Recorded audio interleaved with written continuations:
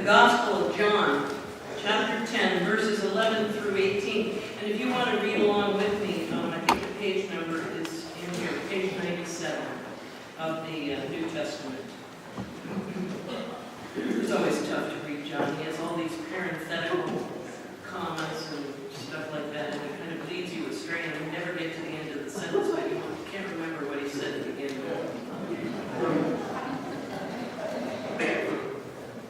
I am the Good Shepherd. The Good Shepherd lays down his life for the sheep. The hired hand, who is not the shepherd and does not own the sheep, sees the wolf coming and leaves the sheep and runs away. And the wolf snatches them and scatters them.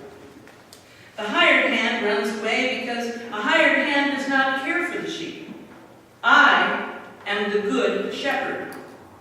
I know my own, and my own know me, just as the Abba Father knows me, and I know the Father. And I lay down my life for the sheep. I have no other sheep. I have other sheep that do not belong to this fold. I must bring them also, and they will listen to my voice. So there will be one flock and one shepherd. For this reason the Abba Father loves me, because I lay down my life in order to take it up again. No one takes it from me, but I lay it down of my own accord. I have power to lay it down, and I have power to take it up again. I have received this command from my Father. Thus ends the reading of the Word. For years,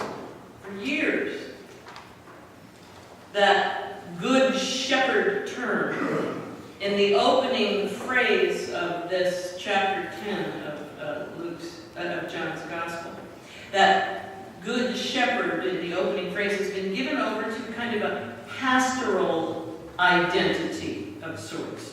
The Good Shepherd is seen as the tender shepherd, the caregiver of the sheep, the nourisher and protector of the sheep. The role of the Good Shepherd is that, but not in particularly the pastoral sense. The Good Shepherd, believe it or not, is a political term. In the time of Jesus, and for centuries before Jesus, the shepherd was a ruler, a political leader, a formidable person of power and influence. In his epic poem, the Iliad, written according to the most recent statistical data, in 760 to 710 years before the Common Era, that is, before Jesus was even a twinkle in God's eye, Homer describes Agamemnon, the great and mighty warrior king of the Greeks, as the shepherd of the people. I was listening to the Iliad on my way home last night from the dinner and a movie event when Homer's reference to King Agamemnon as the shepherd of the people struck me. And I came to a whole new understanding of that song that I had to memorize in the 4th grade. Maybe you had to memorize it too. I now believe that opening verse of the 23rd Psalm should be read in a whole new way, the way the author meant it when he wrote it, because the writer of that psalm was himself a great and mighty king, King David. In the opening line of his poetic song, he wasn't describing a gentle pastoral scene, which is felt to be so comforting to folks at memorial services and funerals. Rather, he was making it very clear that his fealty, his loyalty was to the greater king, Yahweh. Almost as if to answer the question, who rules over you? King David writes, the Lord is my shepherd. The Lord is my shepherd. Do you see the difference in how those words proclaim David's loyalty and his fealty? Never again shall you read that song, the Lord is my shepherd. You will read it, the Lord is my shepherd. Now I understand why the commentators write that it is probably incorrect to refer to clergy as pastors. The term pastor derives from the Latin word for shepherd. For many centuries in the church, to accent the power wielded by the office of bishops, especially the Bishop of Rome. You know the other name for the Bishop of Rome? The Pope. These rulers of the church wield a symbol. Can anybody tell me what that symbol is? A shepherd's crook, not a rod. A shepherd's crook. Even our own Bishop Carcanio carries such a symbol of her high office. It is a symbol of a ruler, not a master, in the sense of being that gentle, tender shepherd who counsels and takes care of you. I came to realize that a great deal of thought has been put into sorting out these Good Shepherd verses of John's Gospel by many wonderful scholars. And as I read their commentaries, I took note that there was a marked difference between what drew their focus in the text and what drew mine. They concentrated their energy on the qualities of the Good Shepherd over and against the villainy of the indifferent hirelings or the outright thieves and robbers and the strangers who sought to lead the flock astray. For some reason, I didn't hone in on those personalities or those individuals or those beings. I honed in on the gospel writer's use of the possessive pronouns. The possessive pronouns and the word belong. So my third sermon in the series, What Will You Do with the Risen Christ, asks, what does it mean to belong to the Good Shepherd? Because of the way the word is used in our modern day, I think we can't altogether be sure about or even comfortable with its meaning in John's Gospel. We're skittish about belonging to anything over which we don't have some control. You don't agree with me? That's why people are timid about joining churches. Because when you join something, you have to make a commitment. Belonging to a church, after all, isn't like belonging to a country club. And a country club, you can just stop paying your dues and take off. Well, I suppose you can do that in a church.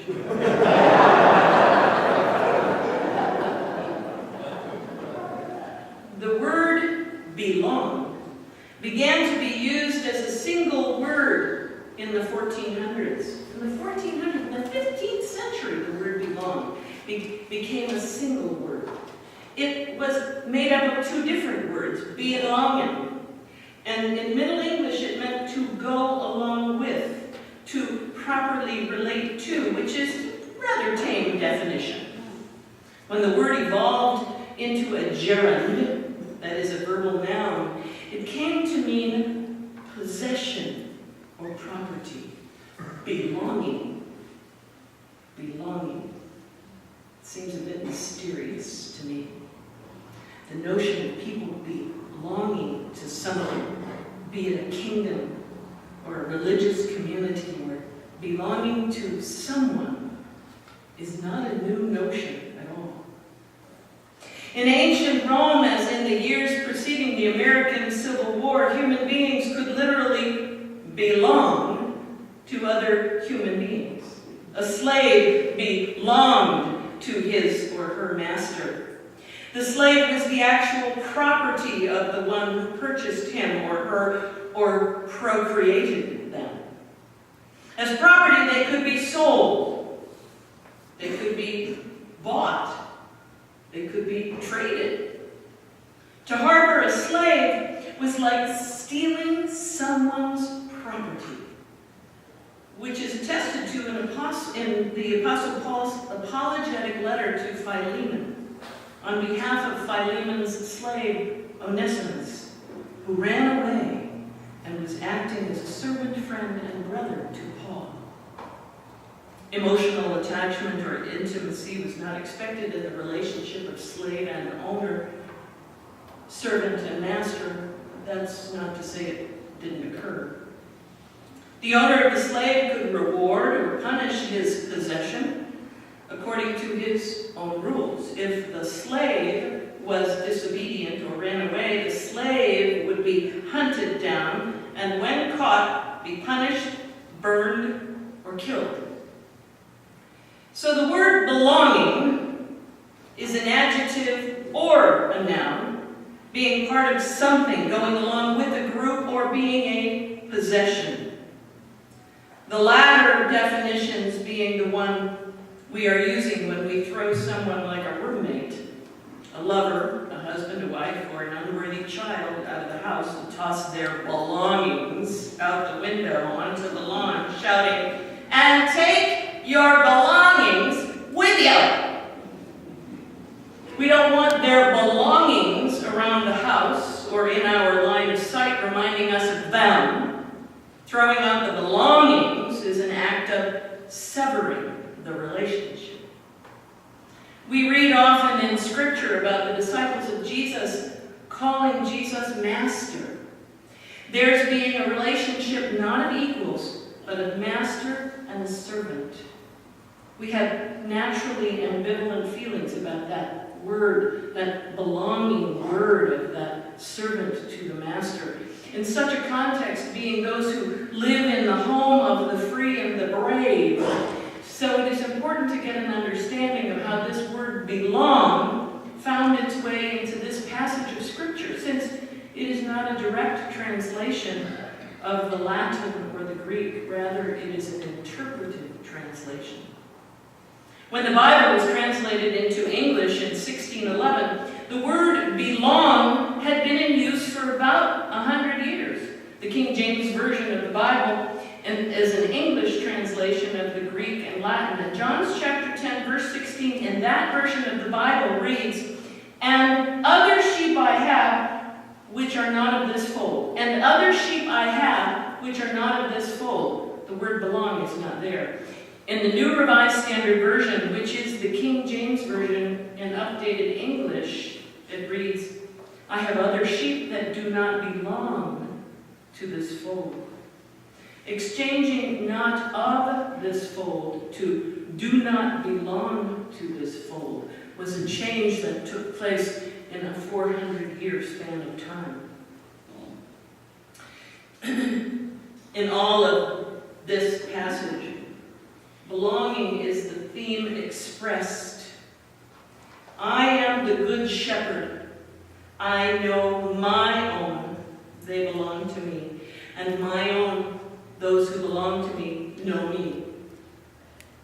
Now, I don't pronounce the Greek to impress you, but I want you to hear how the words mine and my sound in Greek. Ego emi ho, hoemen o ho, kalos kai gnosko, ta ema kai gnosko sin, me ta ema, ego emi, me ta ema. Ego means I am, I exist. Emi also means to exist, to be present. It's used in many of the scriptural entries translated into English as the word belong. The word appears 78 times in the Gospel of John, more in the Gospel of John than any other book of the Bible. Emos, which is the Greek for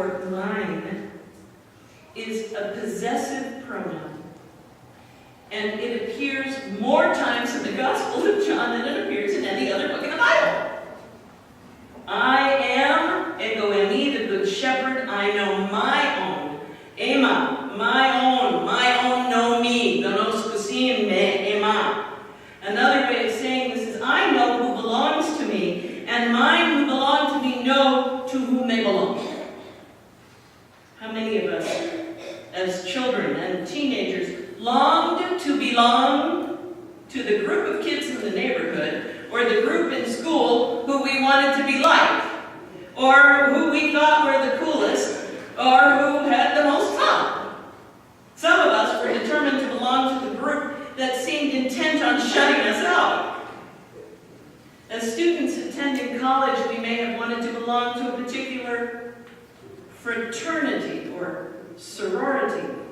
They may have been people that we wanted to be around, or those we believed could advance our standing on campus. As independents at college, we may still have longed to belong to a club or a sports team or even the student leadership. When we move into the adult world, we may long to belong to a country club, a secret fraternal organization, or a service organization, or even a church. The reasons for wanting to belong to any of these entities, whether we are aware of it or not, has to do with our ego. Ego and me. Ego. It has to do with our I amness, the amness that is us, the ourselves that is us, the who that we are and the who that we want to be. In the 80s, they would have called that the self-esteem thing. And a sense of purpose. I get a little annoyed when I think about Freud and what damage he did to that word ego, which simply means I am. It is the essence of our humanity. It is not some puffed up thing. Many of us have longed to belong in relationship to one individual.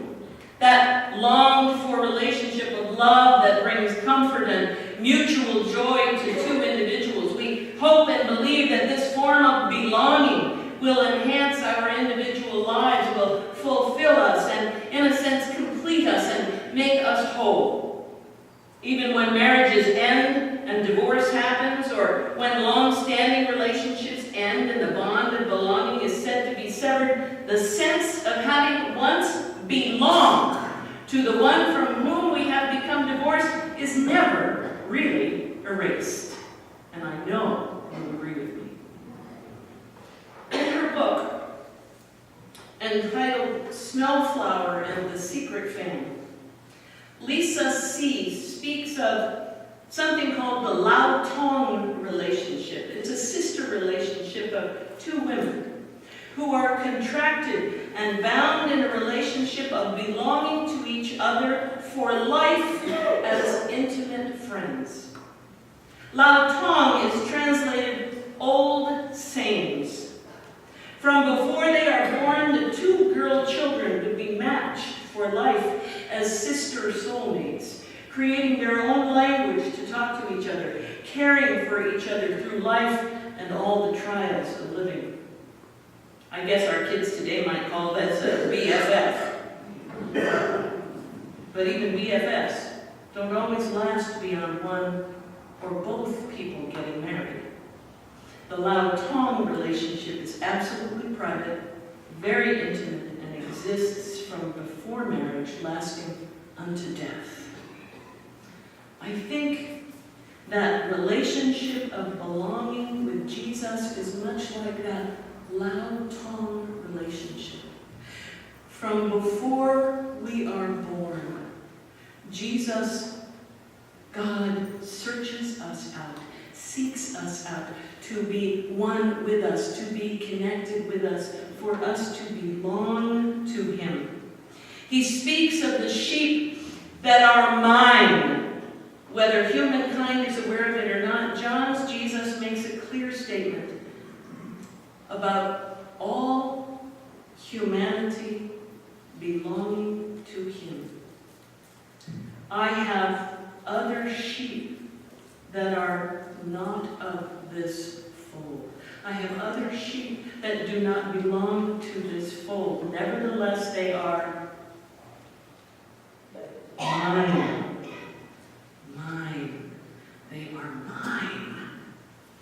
Jesus, as the shepherd, is the ruler, not only of our hearts and our minds, but of all that is. Calling Jesus the Good Shepherd is the same as calling him King of the universe.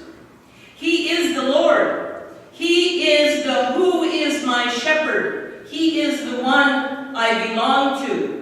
He is the belonging. What will you do with the risen Christ?